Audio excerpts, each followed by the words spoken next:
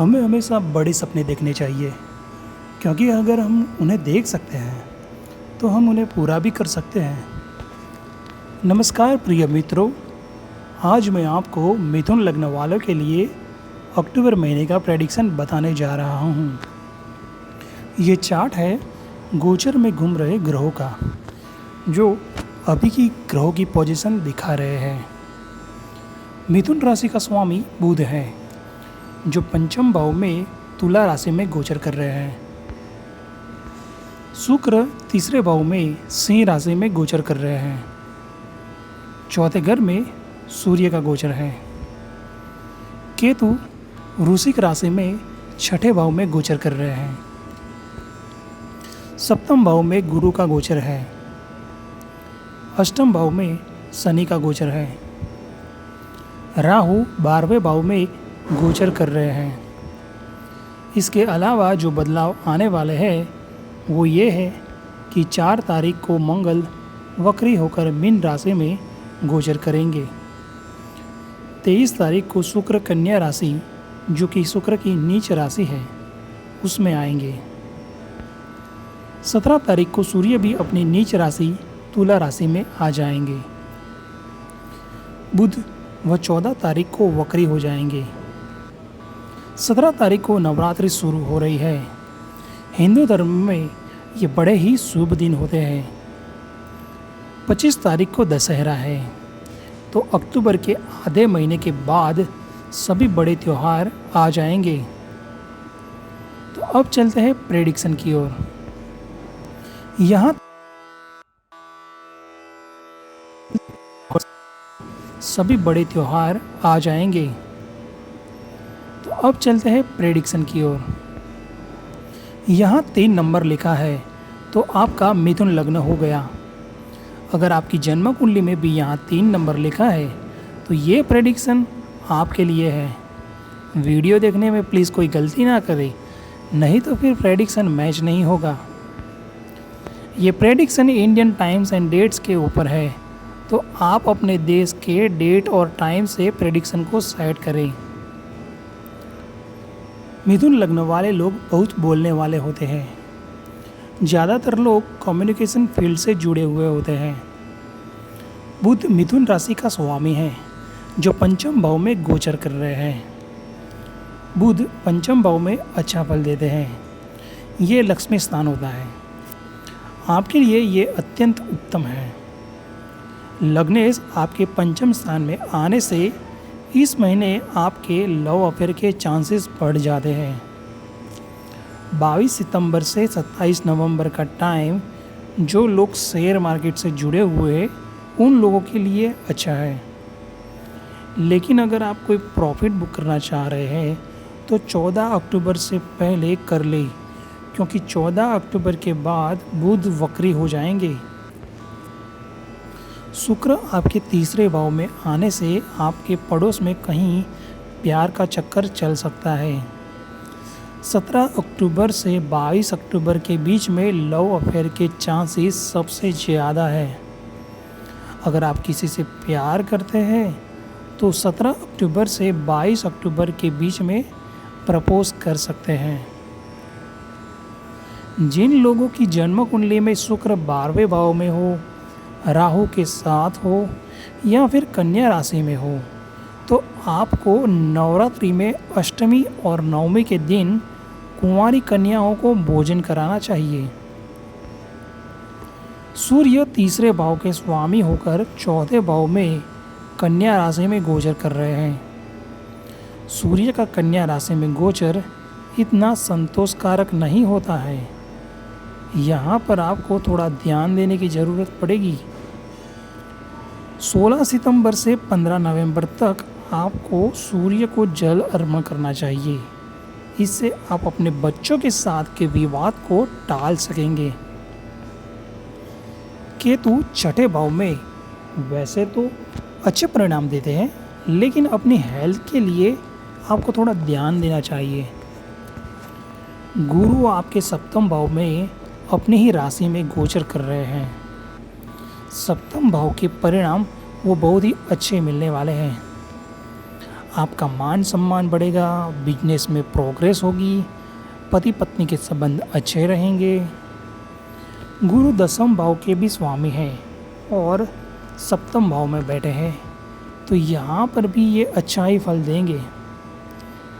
आपके कार्य क्षेत्र में प्रगति होगी, नौकरी में आपको प्रमोशन भी मिल सकता है। गुरु आपके 7वें स्थान में अभी स्ट्रॉन्ग हो रहे हैं, तो जो लोग अनमैरिड हैं उनके लिए शादी की बात आ सकती है। लेकिन राहु भी 12वें भाव में है, ये कहीं ना कहीं आपको प्रॉब्लम अवश्य देंगे। शनि 8वें भाव में बैठे हैं। शनि 8वें भाव में कारक होते हैं, क्योंकि ये आयु का भाव भी है। शनि यहाँ पर आपकी सहन शक्ति को बढ़ाते हैं, क्योंकि 8वें भाव कार्य में रुकावट डालता है और शनि उसके लिए बिल्कुल सही ग्रह है, क्योंकि वो आपकी सहन शक्ति बनाए रखते हैं।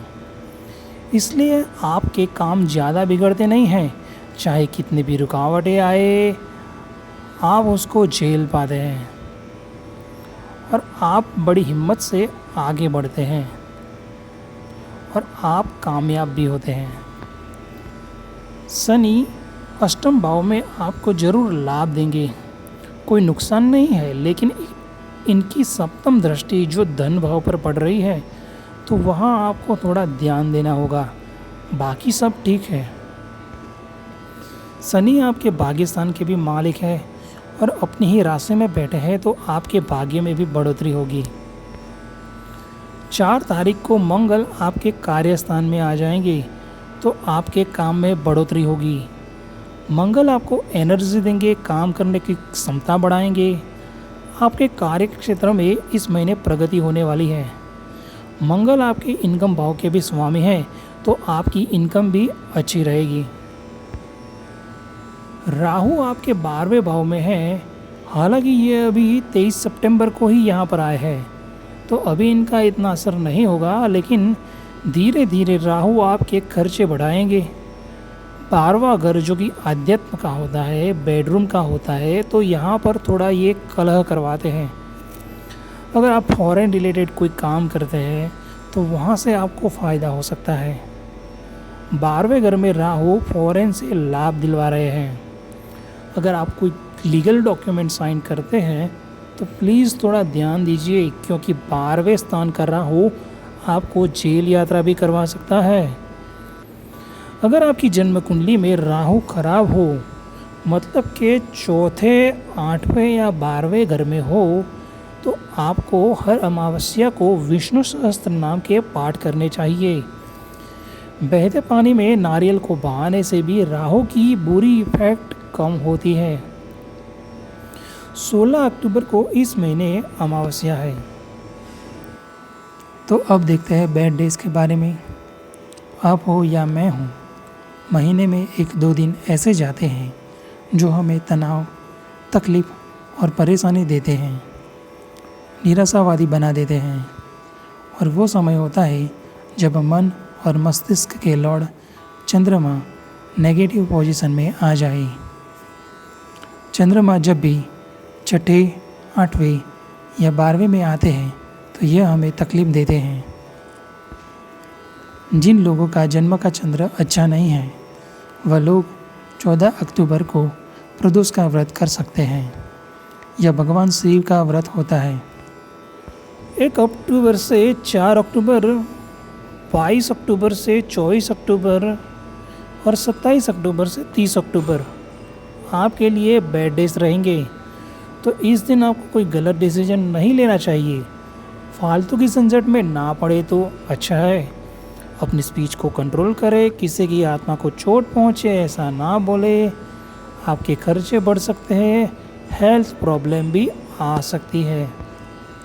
अब जानते हैं गज केसरी योग के बारे में। जब जब गुरु और चंद्र की युति होती है या गुरु और चंद्र एक दूसरे के आमने सामने या 4 स्थान पर होते हैं, तब गज केसरी योग बनता है। जैसे कि अभी गुरु यहाँ पर है, जब जब चंद्रमा यहाँ पर आएगा धनु राशि में, या फिर यहाँ पर आएगा मीन राशि में, या फिर यहाँ आएगा मिथुन राशि में, या फिर यहाँ पर आएगा कन्या राशि में, तो तब गुरु और चंद्र के कारण गज केसरी योग बनेगा। गज केसरी योग में गुरु और चंद्र की युति होती है। तो गुरु मतलब पैसा और चंद्रमा मतलब पानी। तो इस दिन के दौरान पैसे का फ्लो अच्छा होता है। अगर आप कोई बिजनेस करते हैं, किसी से कोई पेमेंट लेना है, तो आप इन दिनों के दौरान कलेक्शन करने जाए तो आपको फ़ायदा मिल सकता है। तो ये होता है गज केसरी योग। तो इस महीने में इन 5 दिनों में गज केसरी योग बन रहा है। 2 अक्टूबर, 10 अक्टूबर, 16 अक्टूबर, 22 अक्टूबर और 30 अक्टूबर। तो इन 5 दिनों में 10 अक्टूबर मिथुन राशि में जो गज केसरी योग बन रहा है और 16 अक्टूबर कन्या राशि में जो गज केसरी योग बन रहा है, उस दिन आपको फ़ायदा होगा। बाकी के जो 3 दिन हैं, 2 अक्टूबर, 22 अक्टूबर और 30 अक्टूबर, इस दिन आपको इतना फ़ायदा नहीं होगा। बुधवार को हरी चीज़ों का दान करना और भगवान गणेश जी की पूजा करना आपके लिए फ़ायदेमंद रहेगा। तो ये था मिथुन लग्न वालों के लिए अक्टूबर महीने का प्रेडिक्शन। ऐसी और भी जानकारी के लिए देखते रहे हमारे चैनल। नमस्कार।